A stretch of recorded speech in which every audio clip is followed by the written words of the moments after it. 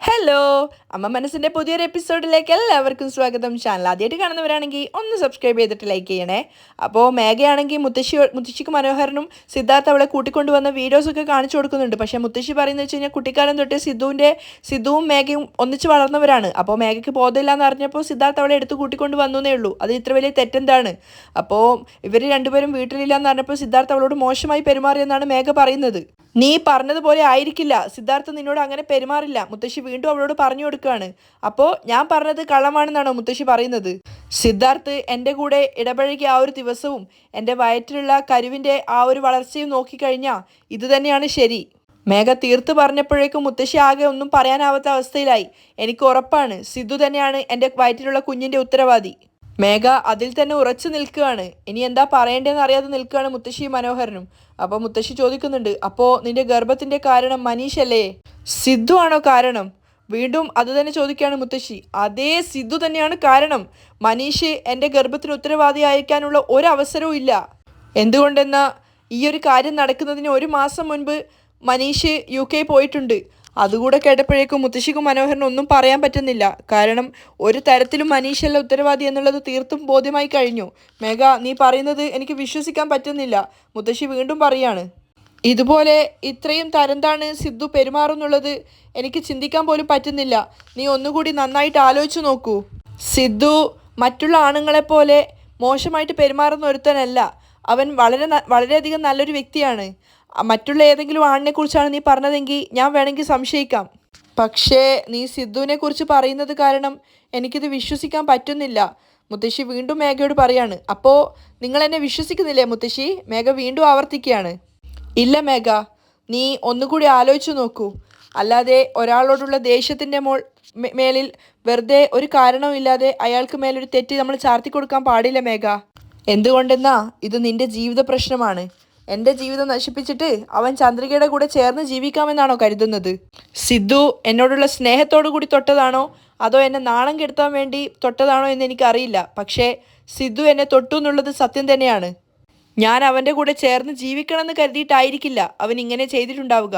ഞാൻ അവൻ്റെ കുടുംബത്തിനോട് ചെയ്ത തെറ്റിന് എനിക്ക് തന്ന ശിക്ഷയായിരിക്കും. അവരനുഭവിച്ച അതേ വിഷമം ഞാനും അനുഭവിക്കാൻ വേണ്ടിയിട്ടായിരിക്കും അവൻ എന്നോട് ഇങ്ങനെ ചെയ്തിട്ടുണ്ടാവുക. മേഘ അത് തന്നെ വീണ്ടും തിരിച്ചും മറിച്ചും പറയാണ്. എൻ്റെ ക്യാരക്ടർ മോശമാക്കാൻ വേണ്ടിയാണ് സിദ്ധു ഇങ്ങനെ പെരുമാറിയത്. അച്ഛൻ ആരാണെന്നറിയാത്ത കുട്ടിയെ ഞാൻ പ്രസവിച്ചു കഴിഞ്ഞാൽ ഈ ലോകം മുഴുവൻ എന്നെ നോക്കി പരിഹസിച്ചിരിക്കുമല്ലോ. അതിനു വേണ്ടിയാണ് മുത്തശ്ശി അവനിങ്ങനെ ചെയ്തിട്ടുള്ളത്. അതാ എനിക്ക് തോന്നുന്നത്.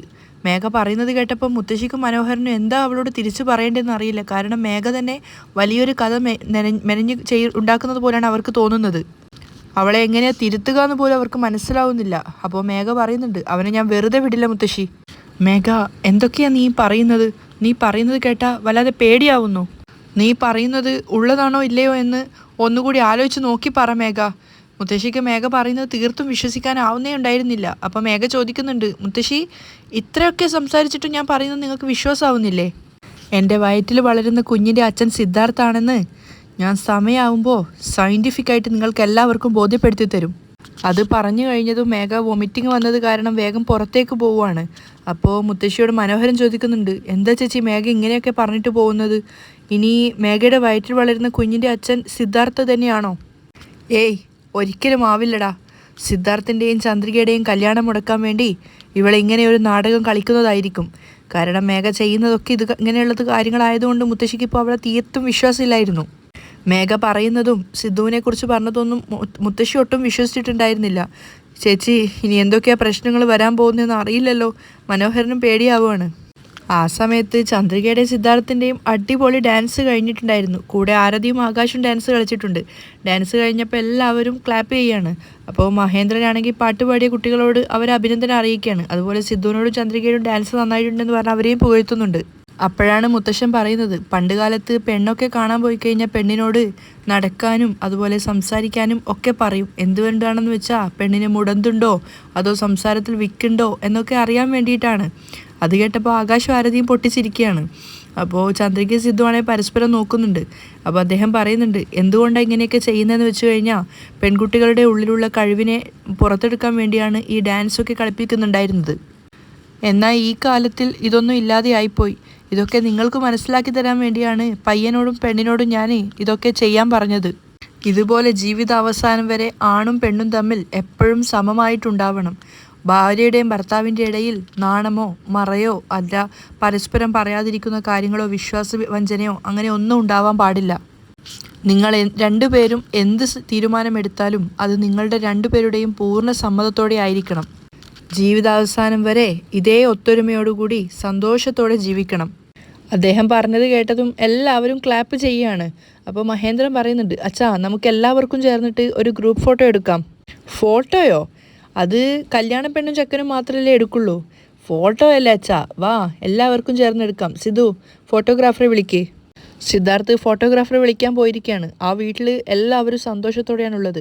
അപ്പോൾ മേഘയാണെങ്കിൽ അങ്ങോട്ടും ഇങ്ങോട്ടും വെപ്രാളത്തോടു കൂടി നടക്കുകയാണ്. മുത്തശ്ശിയും മനോഹരനും പരസ്പരം നോക്കുന്നുണ്ട്. അപ്പോൾ മുത്തശ്ശി മേഘയോട് പറയാണ്, മേഘ വന്ന് സമാധാനത്തോടെ ഇവിടെ ഇരിക്കേ.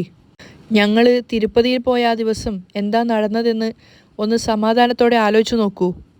അങ്ങനെയാണെങ്കിൽ നിൻ്റെ വയറ്റിൽ വളരുന്ന കുഞ്ഞിൻ്റെ അച്ഛൻ ആരാണെന്ന് നിനക്ക് ഓർമ്മയിലേക്ക് വരും. എന്താ മുത്തശ്ശി, കണ്ട ആളുകളുടെ കൂടെ പോയി കിടന്ന് കുട്ടീനെ വയറ്റിൽ ചുമന്നു വരുന്ന ഒരു തരംതാണ പെണ്ണാണ് ഞാനെന്ന് കരുതിയോ? ഏയ് അങ്ങനെയല്ല മേഘ. പിന്നെ ഇനി ഒരു പ്രാവശ്യം കൂടി എൻ്റെ ക്യാരക്ടറിനെ പറ്റി മോശമായിട്ട് സംസാരിച്ചാ അത്ര തന്നെ. പിന്നീട് മുത്തശ്ശിയാണെന്ന് പോലും ഞാൻ നോക്കില്ല. മേഘയ്ക്ക് ദേഷ്യം വരുന്നുണ്ടായിരുന്നു. അതുകൊണ്ട് തന്നെ മുത്തശ്ശി പിന്നീടൊന്നും പറയുന്നില്ല. അത് കേട്ടപ്പോൾ മനോഹരനും പേടിയാവുകയാണ്. അപ്പോഴേക്കും സിദ്ധു വന്നിട്ട് മുത്തശ്ശനോട് അങ്കിളിനോടായിട്ടൊക്കെ പറയാണ്, അങ്കിൾ ഫോട്ടോഗ്രാഫറോട് വരാൻ പറഞ്ഞിട്ടുണ്ട്. അങ്ങനെയാണെങ്കിൽ ചന്ദ്രിക, സിദ്ധു നിങ്ങൾ രണ്ടുപേരും പോയി ഡ്രസ്സ് മാറ്റിയിട്ട് വാ ഫോട്ടോഷൂട്ടിന് വേണ്ടി. ലക്ഷ്മി പറയാണ്, ആ അത് ശരിയാണ്, നമ്മൾ രണ്ടുപേരും ഡാൻസ് കളിച്ചത് കാരണം നമ്മുടെ ഡ്രസ്സൊക്കെ ആകെ മുഷിഞ്ഞിരിക്കുകയാണ്. സിദ്ധു ആണ് പറയുന്നത്. അവരാകെ വിയർത്തിട്ടാണ് ഉണ്ടായിരുന്നത്. അപ്പോൾ അവർ രണ്ടുപേരും ഡ്രസ്സ് മാറ്റാൻ പോയിരിക്കുകയാണ്.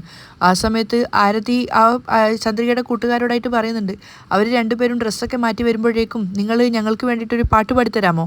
ഓ തീർച്ചയായും എന്ന് പറഞ്ഞിട്ട് അവർ പാട്ട് പാടുകയാണ്. അത് കേട്ടിട്ട് ആരതിയും ആകാശും കൂടെ ആ പാട്ടിന് ഡാൻസൊക്കെ വെക്കുന്നുണ്ടായിരുന്നു. ആ സമയത്ത് മനോഹര മേഘയോട് പറയുന്നുണ്ട്, മേഘ നിൻ്റെ ഗർഭത്തിന് ഉത്തരവാദി സിദ്ധാർത്ഥാണെന്ന് നിനക്ക് ഉറപ്പുണ്ടെങ്കിൽ ഇപ്പം തന്നെ മഹേന്ദ്രൻ്റെ വീട്ടിൽ പോയിട്ട് നമുക്ക് ഈ കാര്യം അവരെ അറിയിക്കാം. അതല്ലാതെ മുത്തശ്ശിയോട് ദേഷ്യപ്പെട്ടിട്ട് എന്താ മേഘ കാര്യം? ചേച്ചി, മേഘ സിദ്ധാർത്ഥാണ് അവളുടെ ഗർഭത്തിന് ഉത്തരവാദി എന്ന് ഉറപ്പിച്ചു പറയുകയാണ്. ഒരു പെണ്ണും ഈയൊരു കാര്യത്തിൽ കള്ളം പറയുമെന്ന് തോന്നുന്നില്ല. മേഘ പറയുന്നത് സത്യം തന്നെ ആവാനാണ് സാധ്യത. മനോഹര മുത്തശ്ശിയോട് പറഞ്ഞു കൊടുക്കുകയാണ്. വാ ചേച്ചി, ഇപ്പം തന്നെ മഹേന്ദ്രൻ്റെ വീട്ടിൽ പോയിട്ട് മേഘ പറഞ്ഞ കാര്യം നമുക്ക് അവരോട് ചോദിച്ചിട്ട് എന്താണ് ഇതിൻ്റെ അർത്ഥമെന്ന് ചോദിക്കണം. മാമൻ പറയുന്നത് ശരി തന്നെയാണ് മുത്തശ്ശി. ഇനിയും ഞാൻ മിണ്ടാതെ നിന്ന് കഴിഞ്ഞാൽ കുറച്ചു കാലം കഴിയുമ്പോൾ മറ്റുള്ള ആളുകൾ എൻ്റെ ക്യാരക്ടറിനെ പറ്റി മോശമായി സംസാരിക്കാൻ തുടങ്ങും. ഇപ്പം തന്നെ പോയി സിദ്ധാർത്ഥ് എന്നോട് ചെയ്ത കാര്യങ്ങൾ എല്ലാവർക്കും മുന്നിൽ വെച്ച് സംസാരിച്ച് അവൻ്റെ കള്ളത്തരം ഞാൻ പൊളിക്കാൻ പോവുകയാണ്. പക്ഷേ എത്ര തന്നെ ആയിട്ടും മുത്തശ്ശിക്ക് മേഘ പറയുന്നതോ മനോഹരം പറയുന്നതോ ഉൾക്കൊള്ളാനാവുന്നില്ല. മേഘ വീണ്ടും പറയുന്നുണ്ട്, എൻ്റെ ക്യാരക്ടറിനെയും എൻ്റെ പേരിനെയും നശിപ്പിക്കാൻ വേണ്ടിയിട്ടാണ് സിദ്ധാർത്ഥ് ഇങ്ങനെ ഒരു തരംതാണ പ്രവൃത്തി ചെയ്തിട്ടുണ്ടാവുക. ഞാൻ അവനെ വെറുതെ വിടില്ല. എന്നെ നാണം കെടുത്തണമെന്ന് വിചാരിച്ചവനെ ഞാൻ നാണം കെടുത്തിയിരിക്കും. വാ പോവാം എന്ന് പറഞ്ഞിട്ട് മേഘയാണ് ആദ്യം ഇറങ്ങുന്നത്. വാ ചേച്ചി വാ എന്ന് പറഞ്ഞിട്ട് മുത്തശ്ശിയെ മനോഹരം പിടിച്ചു വലിച്ച് കൂട്ടിക്കൊണ്ടു പോവാണ്. പക്ഷെ അവർക്കൊട്ടും താല്പര്യം ഉണ്ടായിരുന്നില്ല. ആ സമയത്ത് സിദ്ധാർത്ഥ് ഡ്രസ്സൊക്കെ മാറ്റി വരുമ്പോഴേക്കും ആരതിയും ആകാശും ഡാൻസ് കളിക്കുകയാണ്. സിദ്ധാർത്ഥ് അവരെ കൺഗ്രസ് ഒക്കെ പറയുന്നുണ്ട്. അപ്പോഴേക്കും ഡ്രസ്സ് മാറ്റിയിട്ട് സിദ്ധാർത്ഥും ചന്ദ്രികയൊക്കെ വന്നിട്ടുണ്ടായിരുന്നു. പിന്നാലെ തന്നെ ഫോട്ടോഗ്രാഫറും വന്ന്. അപ്പോൾ അതിനുശേഷം ആദ്യം മഹേന്ദ്രനും ലക്ഷ്മിയും അതുപോലെ ചന്ദ്രികയും സിദ്ധുവും ചേർന്ന് ഫോട്ടോ എടുക്കുകയാണ്. പിന്നീട് ചന്ദ്രികയും സിദ്ധുവും തനിയെ, അത് കഴിഞ്ഞ് മുത്തശ്ശൻ്റെ കൂടെ, അത് കഴിഞ്ഞിട്ട് ജാനകിയുടെ കൂടെ, അങ്ങനെ ഓരോരുത്തർ ചേർന്ന് വേറെ വേറെ ഫോട്ടോ എടുക്കുകയാണ്. കല്യാണച്ചക്കനും പെണ്ണും കൂടെ ചേർന്നിട്ട് ഫോട്ടോ എടുക്കുന്നത്. അപ്പോൾ ആരതി പറയുന്നുണ്ട്, അയ്യോ ഒരു നിമിഷം, ഒരു കാര്യം കൂടിയുണ്ട്. എന്താ ആരതി, ഞാൻ ഇപ്പോൾ വരാം എന്ന് പറഞ്ഞിട്ട് അവളെ വേഗം ഓടിപ്പോയിട്ട് 2 പൂച്ചെണ്ടിൻ്റെ മാല എടുത്തിട്ടാണ് വന്നിട്ടുണ്ടായിരുന്നത്. അത് സിദ്ധുവിനും ചന്ദ്രികയ്ക്കും കൊടുത്തിട്ട് കഴുത്തിൽ അണിയാൻ പറയാണ്. അത് അവർ രണ്ടുപേരും ഇട്ടിട്ടാണ് വീണ്ടും ഫോട്ടോ എടുക്കുന്നത്. അപ്പോൾ ആരതി പറയുന്നുണ്ട്, ഒരു നിമിഷം, ഒരു കാര്യം കൂടിയുണ്ട്. വീണ്ടുമോ? അതെന്താ? ആരതി വന്നിട്ടുണ്ടായിരുന്നത് ഒരു പാത്രം നിറയെ പപ്പടമായിട്ടായിരുന്നു. നേരെ വന്നത് ചന്ദ്രികയുടെ തലയിൽ വെച്ച് പൊട്ടിക്കുകയാണ്. അപ്പോഴേക്കും ആകാശം എടുത്തിട്ട് സിദ്ധുവിൻ്റെ തലയിൽ ഇടിച്ച് പൊട്ടിക്കുന്നുണ്ട്. അങ്ങനെ അവർ പരസ്പരം അങ്ങോട്ടും ഇങ്ങോട്ടും പപ്പടം തലയിൽ ഇങ്ങനെ അടിച്ച് പൊട്ടിച്ചുകൊണ്ടിരിക്കുകയാണ്. അവരുടെ ആ ഒരു കളി കണ്ടിട്ട് എല്ലാവരും പൊട്ടിച്ചിരിക്കുന്നുണ്ട്. അപ്പോഴാണ് പെട്ടെന്ന് മേഘ അങ്ങോട്ടേക്ക് കയറി വന്നിട്ട് എല്ലാവരും കേൾക്കാൻ വേണ്ടി ശബ്ദത്തിൽ പറയുന്നത്, നിർത്ത്. അപ്പം എല്ലാവരും തിരിഞ്ഞിട്ട് ഞെട്ടിയിട്ട് നോക്കുകയാണ്, ഇതെന്താ മേഘ ഇങ്ങനെ പറയുന്നതെന്ന് വിചാരിച്ചിട്ട്. മേഘയാണെങ്കിൽ നല്ല ദേഷ്യത്തിലാണ് ഉണ്ടായിരുന്നത്. അതുകൊണ്ട് തന്നെ എന്താ ഇവള് വന്നിരിക്കുന്നതെന്ന് ആർക്കും മനസ്സിലാവുന്നില്ല. മേഘ ദേഷ്യത്തോടെ എല്ലാവരോടായിട്ട് പറയുകയാണ്, ഓ എല്ലാവരും നല്ല സന്തോഷത്തിലാണെന്നാണല്ലോ തോന്നുന്നത്. ഈ ഫംഗ്ഷന് ഇൻവൈറ്റ് കിട്ടി വന്ന എല്ലാവരും ദയവ് ചെയ്ത് ഇവിടെ നിന്നൊന്ന് പോവണം എന്ന് പറഞ്ഞിട്ട് മേഘ കൈകൂപ്പുവാണ്. എനിക്ക് ഇപ്പോൾ ഫാമിലിപരമായി കുറച്ച് കാര്യങ്ങൾ സംസാരിക്കണം. അതുകൊണ്ട് പുറത്തുള്ള ആളുകൾ ഇവിടെ ഉണ്ടെങ്കിൽ ദയവ് ചെയ്ത് ഇവിടുന്ന് പോകുന്നതാണ് നല്ലത്. അപ്പോൾ ചന്ദ്രിക ഇങ്ങനെ പറയാണ്, മേഘ പ്ലീസ് ദയവ് ചെയ്ത് എല്ലാവരും ഒന്ന് പോവും എന്ന് പറയുന്ന സമയത്ത് ചന്ദ്രികയുടെ കൂട്ടുകാരികളും അവിടെ വന്നിട്ടുണ്ടായിരുന്ന ഗസ്റ്റുകളൊക്കെ ഞങ്ങൾ പോവാണെന്ന് പറഞ്ഞിട്ട് പോവാണ്.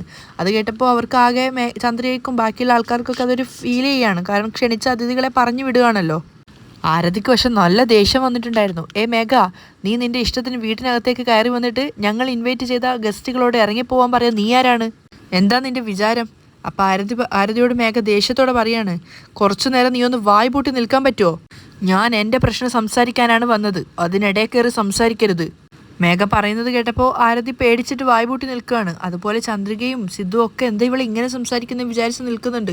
മുത്തശ്ശിയാണെങ്കിൽ ഒന്നും പറയാതെ നിൽക്കുകയാണ്. അപ്പം മഹേന്ദ്രൻ ദേഷ്യത്തോടെ പറയാണ്, മേഘ, നിന്നോട് ആരാ ഇപ്പം ഇങ്ങോട്ടേക്ക് വരാൻ പറഞ്ഞത്? നിന്നെ ആരാ ഇവിടേക്ക് ഇൻവൈറ്റ് ചെയ്തത്? നിങ്ങളുടെ വീട്ടിൽ നടക്കുന്ന ഫംഗ്ഷൻ്റെ ഭക്ഷണം കഴിച്ച് പോകാൻ വന്നതല്ല ഞാൻ, എൻ്റെ പ്രശ്നത്തിൻ്റെ പരിഹാരം കാണാൻ വേണ്ടി വന്നതാ. പിന്നെ നീ തന്നെ ഒരു വലിയ ഫ്രോഡാണ്, നിനക്കെന്ത് ന്യായം? മഹേന്ദ്രൻ പുച്ഛത്തോടെ ചോദിക്കുകയാണ്. ഞാൻ പറയാൻ പോകുന്ന കാര്യം കേട്ട് കഴിഞ്ഞാൽ ആരാ ഫ്രോഡെന്ന് നിങ്ങൾക്ക് എല്ലാവർക്കും മനസ്സിലാവും. കുടുംബത്തിൽ കയറ്റാൻ പറ്റുന്ന ഒരാളല്ല നീ. ഈ കുടുംബത്തിൽ നല്ലൊരു ഫംഗ്ഷൻ നടക്കുക, നീ മര്യാദയ്ക്ക് ഇവിടെ നിന്ന് ഇറങ്ങിപ്പോവാൻ നോക്ക്. മഹേന്ദ്രനെ മേഘയോട് അത്രയധികം ദേഷ്യം ഉണ്ടായിരുന്നു. പക്ഷെ മേഘ അതൊന്നും വകവെക്കുന്ന പോലുമില്ല. എൻ്റെ പ്രശ്നത്തിനൊരു പരിഹാരം കിട്ടുന്നത് വരെ ഞാൻ ഇവിടെ നിന്ന് പോവില്ല, മേഘ തീർത്ത് പറയാണ്. മുത്തശ്ശിയാണെങ്കിൽ അയ്യോ, ഈ കുട്ടി എങ്ങനെയാ പറഞ്ഞ് മനസ്സിലാക്കുക എന്നൊരവസ്ഥയിലാണ്. ഇപ്പം എന്ത് പ്രശ്നത്തിനുള്ള പരിഹാരത്തിന് വേണ്ടിയിട്ടാണ് നീ ഇങ്ങോട്ടേക്ക് വന്നിരിക്കുന്നത്? ലക്ഷ്മിയാണ് ചോദിക്കുന്നത്. ചുറ്റിവളച്ച് കാര്യം പറയാതെ വന്ന കാര്യം നേരിട്ട് പറയാൻ നോക്ക്. മഹേന്ദ്രനും വെട്ടിത്തുറന്നാണ് സംസാരിക്കുന്നത്. എന്തിനാ നീ ഇപ്പം ഇങ്ങോട്ടേക്ക് വന്നത്? അപ്പം മനോഹരൻ പിറുപിറുക്കുന്നുണ്ട്. അത് പറഞ്ഞു കഴിഞ്ഞാൽ ഈ വീട്ടിനകത്തൊരു ബോംബാണ് പൊട്ടാൻ വേണ്ടി പോകുന്നത്. ഞാനിപ്പോൾ ഗർഭിണിയാണ്. മേഘ പറയുന്നത് കേട്ടതും എല്ലാവരും ഷോക്കായിട്ട് വാ തുറന്ന് നിന്ന് പോയിരിക്കുകയാണ്. അപ്പോൾ പെട്ടെന്ന് എല്ലാവരും ഒരു ഷോക്കിൽ നിൽക്കുകയാണെങ്കിലും മേഘ കരഞ്ഞുകൊണ്ടാണ് സംസാരിക്കുന്നത്. പെട്ടെന്ന് എല്ലാവരുടെ മുഖത്തൊരു പുഞ്ചിരിയും വന്നിട്ടുണ്ട്. അപ്പോൾ ചന്ദ്രിക ചോദിക്കുകയാണ്, എന്ത്, നീ ഇപ്പോൾ പ്രഗ്നൻ്റ് ആണെന്നോ? അതെ, ഞാനിപ്പോൾ പ്രഗ്നൻ്റ് ആണ്, മേഘയാണ് പറയുന്നത്. അപ്പോൾ ലക്ഷ്മി ചോദിക്കുന്നുണ്ട്, അപ്പോൾ നീ മനീഷിൻ്റെ കൂടെ ഒന്നിച്ച് ജീവിക്കാൻ ആരംഭിച്ചോ? മേഘ അതിന് മറുപടി പറയാതെ കരയുകയാണ്. അപ്പോൾ ചന്ദ്രിക പറയുന്നുണ്ട്, മേഘ, നീ ഗർഭിണിയാണെന്ന് കേട്ടപ്പോൾ നല്ല സന്തോഷമാണ് തോന്നുന്നത് സത്യത്തിൽ. എന്നാ ഞാൻ സന്തോഷത്തിലല്ല. അതെന്താന്നുള്ള അർത്ഥത്തിൽ എല്ലാവരും നോക്കുകയാണ്. എന്തുകൊണ്ടാന്ന് വെച്ചാൽ എൻ്റെ ഗർഭത്തിന് ഉത്തരവാദി മനീഷല്ല. അത് കേട്ടപ്പോൾ വീണ്ടും എല്ലാവരും നേരത്തെ മുത്തശ്ശിയും മനോഹരനും ഷോക്കായതുപോലെ തന്നെ അത്ഭുതപ്പെട്ട് നിൽക്കുകയാണ്. എന്ത്, നീ എന്താ പറയുന്നത് മേഘ? നിന്റെ ഗർഭത്തിന് ഉത്തരവാദി മനീഷല്ലാന്നോ? ലക്ഷ്മി വീണ്ടും ചോദിക്കുകയാണ്. മേഘ, അമ്മ ചോദിക്കുന്നത് കേട്ടില്ലേ? പറ, നിന്റെ ഗർഭത്തിന് ഉത്തരവാദി മനീഷല്ലെങ്കിൽ പിന്നെ ആരാ? എല്ലാവരും മേഘയുടെ ഉത്തരത്തിന് വേണ്ടി വെയിറ്റ് ചെയ്യാണ്. പറ മേഘ, മനീഷ് അല്ലെങ്കിൽ പിന്നെ നിന്റെ കുഞ്ഞിൻ്റെ അച്ഛൻ ആരാണ്? ലക്ഷ്മി ചോദിച്ചു. ഇതാ നിൽക്കുന്നില്ലേ നിങ്ങളുടെ മോള്. ഇവളെ കല്യാണം കഴിക്കാൻ വേണ്ടി നിങ്ങളൊരു പയ്യനെ കണ്ടുവച്ചിട്ടില്ലേ? അവനാണ് എൻ്റെ ഗർഭത്തിന് ഉത്തരവാദി, സിദ്ധാർത്ഥ്. മേഘ പറഞ്ഞു കേട്ടതും എല്ലാവരും ശരിക്കും ഭൂകമ്പത്തിൽപ്പെട്ട അതേ അവസ്ഥയിൽ തന്നെയാണ് ഉണ്ടായിരുന്നത്. ലക്ഷ്മിയും മഹേന്ദ്രനും മുത്തശ്ശനും ജാനകിയും ആരതിയും ആകാശും എന്ന് വേണ്ട ചന്ദ്രികയും സിദ്ധു ഉൾപ്പെടെ എല്ലാവരും ഞെട്ടി തരിച്ച് നിൽക്കുകയാണ്. അപ്പോൾ മുത്തശ്ശിയും മനോഹരനുമാണെങ്കിൽ കേട്ട ആദ്യത്തെ ഒരു ഷോക്ക് കഴിഞ്ഞിട്ടുണ്ടായിരുന്നല്ലോ. അതുകൊണ്ട് അവർ പ്രത്യേകിച്ച് ഭാവഭേദമൊന്നുമില്ല. മുത്തശ്ശിയാണെങ്കിൽ തലതാഴ്ത്തി നിൽക്കുകയാണ്, ഇവിടെ ഇപ്പം എന്താ സംഭവിക്കാമെന്ന് ഭയന്നിട്ട്. കാരണം ഒരു കാരണവശാലും സിദ്ധാർത്ഥാണ് ഇത് ചെയ്തതെന്ന് ആ വീട്ടിൽ ആരും വിശ്വസിക്കില്ല എന്ന് അവർക്കും നന്നായിട്ട് അറിയായിരുന്നു. അപ്പോൾ ലക്ഷ്മി മേഘയോട് പറയുന്നുണ്ട്, നിന്റെ നാക്ക് പുഴുത്തു പോവും. സിദ്ധാർത്ഥാണ് ഇതിന് ഉത്തരവാദി എന്നാണോ നീ പറഞ്ഞു വരുന്നത്? എന്താ ഞാൻ പറഞ്ഞത് വിശ്വാസമില്ലേ? നിങ്ങളുടെ മകളെ കല്യാണം കഴിക്കാൻ പോകുന്നവൻ വലിയ ഉത്തമനാണെന്ന് വിചാരിച്ചിരിക്കുകയാണോ നിങ്ങൾ? ഇവനും ഒരു ശരാശരി ആണിനെ പോലെ തന്നെയാണ് ചിന്തിക്കുന്നത്. അതുകൊണ്ടാണ് ഞാൻ അറിയാതെ എന്നെ പറ്റിച്ചിട്ട് അവസരം മുതലാക്കി എന്നെ നശിപ്പിച്ചു കളഞ്ഞത്. മേഘ കരയുന്നത് കൊണ്ട് പോലെയും ദേഷ്യം പിടിച്ചതുപോലെയാണ് സംസാരിക്കുന്നത്. സിദ്ധാർത്ഥിന് ഒരേ സമയം സങ്കടവും ദേഷ്യവും വന്നിട്ടുണ്ടായിരുന്നു. അതേപോലെ തന്നെ ജാനകിയാണെങ്കിൽ ദേഷ്യത്തോടെ വെറുപ്പോടു കൂടിയാണ് മേഘയെ നോക്കുന്നത്. ചന്ദ്രയ്ക്കാണെങ്കിൽ കേട്ടത് വിശ്വസിക്കാനാവാത്ത അവസ്ഥയിലാണ് അവളുള്ളത്. എത്ര തന്നെ ആയാലും സിദ്ധുവിനെ കുറിച്ച് മേഘ പറഞ്ഞത് അവിടെ ആർക്കും തന്നെ വിശ്വസിക്കാൻ സാധിക്കാത്തൊരു കാര്യം തന്നെയായിരുന്നു. അപ്പോൾ ലക്ഷ്മി പറയുന്നുണ്ട്, ഇനിയൊരു അക്ഷരം നീ ശ്രദ്ധിച്ചു കഴിഞ്ഞാൽ നിന്റെ കവിളത്ത് നോക്കി ഞാൻ പൊട്ടിക്കും. മര്യാദയ്ക്ക് വീട്ടിൽ നിന്ന് ഇറങ്ങിപ്പോയിക്കോ. വളർത്തിയത് കൊണ്ടുള്ള സ്നേഹം കൊണ്ടാണ് ഇത്രയും നേരം നിന്നോട് സമാധാനത്തോടെ സംസാരിച്ചത്. ഇല്ലെങ്കിൽ നിന്നോട് മര്യാദയ്ക്ക് സംസാരിക്കില്ലായിരുന്നു. മേഘ പറഞ്ഞത് കേട്ടിട്ടുള്ള ഷോക്കിലാണ് എല്ലാവരും ഉള്ളത്. അപ്പോൾ മഹേന്ദ്രൻ പറയുന്നുണ്ട്, ലക്ഷ്മി എന്തിനാ ഇവളോട് ഇങ്ങനെ സംസാരിച്ചുകൊണ്ടിരിക്കുന്നത്? സിദ്ധുവിൻ്റെയും ചന്ദ്രികയുടെയും കല്യാണം മുടക്കാൻ വേണ്ടി ഇവൾ ഏതറ്റം വരെയും പോവും. എന്തൊക്കെ കുറ്റങ്ങളും കുറവുകളും ഓരോ സ്ഥലത്തു നിന്നും കണ്ടെത്തിയിട്ട് ഇവരുടെ പേരിലിടാന്നാണ് ഇവൾ ചിന്തിക്കുന്നുണ്ടാവുക. ഇവൾ ഇതല്ല, ഇതിൻ്റെ അപ്പുറവും ചെയ്യും. ഇവളോടൊന്നും സംസാരിച്ചിട്ട് കാര്യമില്ല. ഇവളെ അടിച്ച് ഈ വീട്ടിൽ നിന്ന് പറഞ്ഞു വിടാൻ നോക്ക്. പക്ഷേ മേഘ മഹേന്ദ്രനല്ല ഉത്തരം കൊടുക്കുന്നത്. പകരം ഒന്നും മിണ്ടാതെ നിൽക്കുന്ന സിദ്ധാർത്ഥിനെ നോക്കിയിട്ട് പറയാണ്, എന്താ സിദ്ധാർത്ഥ്, നിന്റെ കുഞ്ഞിനെ വയറ്റിൽ ചുമന്നിട്ടാണ് ഞാനിവിടെ വന്ന് നിൽക്കുന്നത്. സിദ്ധു മറുത്തൊന്നും പറയുന്നില്ല. അതേ അവസ്ഥയിൽ തന്നെ നിൽക്കുകയാണ് ചന്ദ്രികയും. ഇവരെല്ലാവരും എന്നെ അപമാനിച്ച് സംസാരിക്കുകയാണ്, എന്നിട്ട് നീ എന്താ ഒരു അക്ഷരം പോലും മിണ്ടാത്തത്? അപ്പോഴാണ് സിദ്ധാർത്ഥ് മറുപടി പറയുന്നത്, ഏയ്, ചന്ദ്രികയല്ലാതെ മറ്റൊരു പെണ്ണിനെ ഞാൻ സ്വപ്നത്തിൽ പോലും ഇതുവരെ കണ്ടിട്ടില്ല. ഇനി ഒരു പ്രാവശ്യം കൂടി നിന്റെ വയറ്റിൽ വളരുന്ന കുഞ്ഞിൻ്റെ അച്ഛൻ ഞാനാണെന്ന് പറഞ്ഞാൽ ഇവിടെ നടക്കുന്നത് വേറെയായിരിക്കും. മര്യാദയ്ക്ക് ഇവിടുന്ന് ഇറങ്ങിപ്പോവാൻ നോക്കടി. നീ പറയുന്നതൊക്കെ കേട്ട് മിണ്ടാതെ നിൽക്കാൻ വേണ്ടി ഞാനെന്താ പൊട്ടനാണെന്ന് കരുതിയോ? അതെങ്ങനെയാ സിദ്ധാർത്ഥ് ഇത്ര യോഗ്യനായിട്ട് നീ സംസാരിക്കുന്നത്? മാമ എന്ന് പറഞ്ഞിട്ട് കൈ കാണിക്കുകയാണ്. ആ സമയത്ത് മനോഹരൻ അവളുടെ കയ്യിലൊരു ലെറ്റർ വെച്ച് കൊടുക്കുന്നുണ്ട്. അതെടുത്തിട്ട് തുറന്ന് എല്ലാവരും കാണാൻ വേണ്ടി സിദ്ധാർത്ഥിനും കാണിച്ചു കൊടുക്കുകയാണ്. ഇത് നോക്ക്, ഇതെൻ്റെ സ്കാനിങ് റിപ്പോർട്ടാണ്.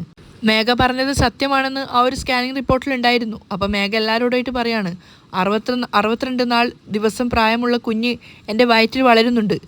അതിന് കാരണം നീ മാത്രമാണ്. വീണ്ടും സിദ്ധാർത്ഥിൻ്റെ പേരിൽ തന്നെ മേഘ ആ ഒരു കാര്യം പറഞ്ഞേൽപ്പിക്കുകയാണ്. അപ്പോൾ എല്ലാവരും മേഘ പറയുന്നത് കേട്ടിട്ട് ഞെട്ടി നിൽക്കുകയാണ്. കാരണം ഫസ്റ്റ് മേഘ പ്രഗ്നൻ്റ് ആണെന്ന് പറഞ്ഞത് ആരും വിശ്വസിച്ചിട്ടുണ്ടായിരുന്നില്ല. കാരണം മനീഷിൻ്റെതല്ലെങ്കിൽ പിന്നെ മേഘ സിദ്ധുവിൻ്റെയും ചന്ദ്രികയുടെയും കല്യാണം മുടക്കാൻ വേണ്ടി പറയുന്നതാണെന്നാണ് എല്ലാവരും വിശ്വസിക്കുന്നത്.